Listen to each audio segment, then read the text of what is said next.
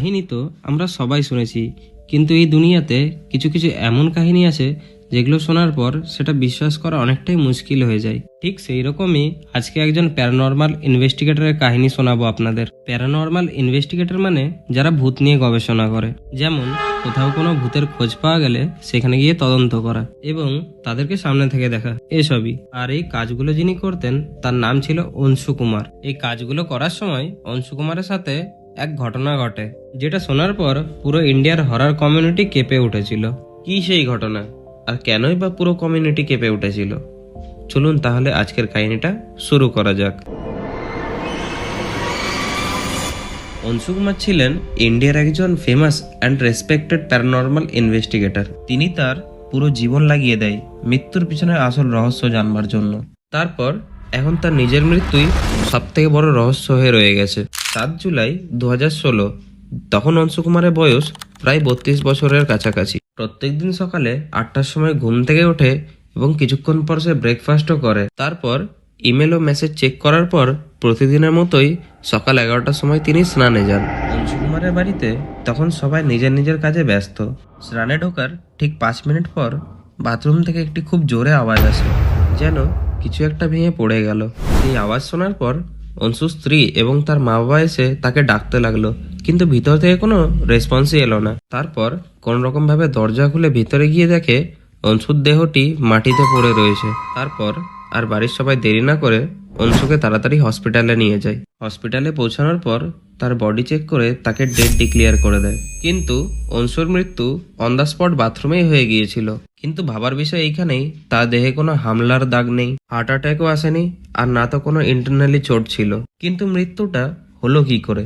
তারপর তার গলার নিচে একটা কালো দাগ দেখতে পাওয়া যায়, আর কিভাবে বা এলো সেইটা আজ পর্যন্ত কেউ জানতেই পারেনি।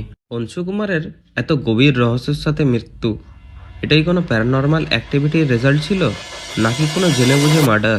তার আগে আমরা জেনে নিই অংশু কুমারের মারা যাওয়ার কারণটা কি। সে তার পুরো জীবনে প্রায় 6000-এরও বেশি কেস সলভ করেছিল। শুধু এটাই নয়, ইন্ডিয়ার খুব ফেমাস হন্টেড সাইটস যেমন Bhangarh fort, Kuldhara village, Mukesh mills, আর না জানে এরকম কত ভয়ঙ্কর জায়গায় সে নিজের কেস ইনভেস্টিগেট করেছিল। অংশু যখন ইন্ডিয়ান প্যারানর্মাল সোসাইটি করেছিল, তখন তার সবথেকে বড় মোটিভ ছিল ইন্ডিয়াতে একটা হেল্পলাইন সেট আপ করা, যেটা প্যারানর্মাল অ্যাক্টিভিটিসের জন্য মানুষের সাহায্য করবে। অংশু কুমার কখনো কখনো একাই চলে যেত ইনভেস্টিগেশনের জন্য, কারণ সে একজন ফিয়ারলেস ব্যক্তি ছিল। আপনারা ফিয়ার ফাইলসের ভূতের গল্প নিয়ে হয়তো অনেক কাহিনীই শুনেছেন। তার মধ্যে কিছু এমন কাহিনী আছে যেগুলো অংশুর কেসের সাথেই রিলেটেড করে বানানো। আর সেইখানে যেই শো চলতো, সেই ইন্ট্রোডাকশনের এন্ডিংয়েও তাকে দেখা গিয়েছিল এবং তার কেরিয়ার খুব ভালোই চলছিল। তারপর অংশু আর একটা ইনভেস্টিগেশনের কেস পায় এবং সেটা ছিল তার জীবনের শেষ এবং অসম্পূর্ণ কাহিনী। অংশু যখন সেই কেসে ইনভেস্টিগেশন চালু করে, তার রিডিং হিসেবে 12টা আত্মার ছায়া ঘুরছিল সেখানে। 7 জুলাইয়ের কিছু সপ্তাহ আগে থেকেই অংশু তার স্ত্রীকে বলতে থাকে যে তার পিছনে এক নেগেটিভ ফোর্স ঘুরে বেড়াচ্ছিল এবং তাকে বারবার তাদের দুনিয়ায় টানছিল।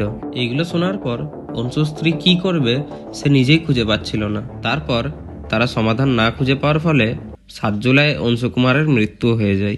তারপর পুলিশ এসে ইনভেস্টিগেট করলো, কিছু খুঁজে না পাওয়ার ফলে তারা সুসাইড বলে কেসটি ডিক্লিয়ার করে দেয়। তারপর সোশ্যাল মিডিয়া আর বাকি সব জায়গায় অংশুর মৃত্যুকে প্যারানর্মাল অ্যাক্টিভিটিসের রেজাল্ট বলে দাবি করা হয়। আবার কিছু জনের মনে হয় যে এটা একটা প্ল্যান মার্ডার।